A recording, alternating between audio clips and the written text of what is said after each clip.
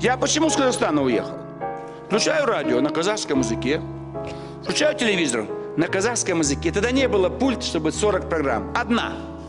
Я жду, когда кончится передача на казахском языке. Телевидение или по радио. Это зачем? Вот я с Казахстана почему уехал? Хрущев, это еще Берия хотел сказать, давай начнем национализацию местных кадров. И сказали, так, поставить везде казахов начальниками, русский зам. В вузы принимать казахов, русских в сторону. Все. Мы поняли, что нам в вуз в Казахстане не попасть.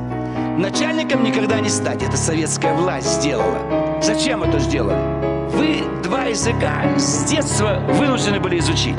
А русский должен искусственно его учить. Он ему не нужен, он дома по-русски говорит. Почему я из Тбилиси уехал, вам это близко?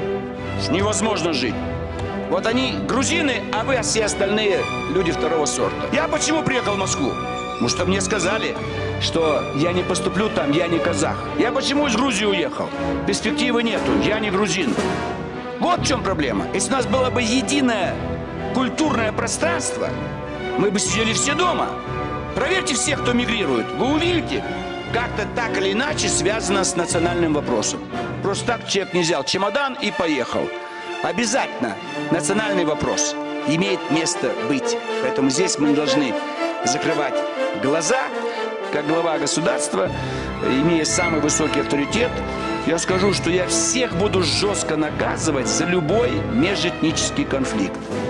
И русские должны чувствовать себя свободно, и любая национальная группа, но национальность, религия, все оставьте дома. Вы выходите из дома, вы граждане. Учиться, отдыхать и голосовать за ЛДПР. Спасибо. И будет полный порядок. Спасибо. Коммунистов бойтесь, они самые опасные. Голосовать за ЛДПР. Всем.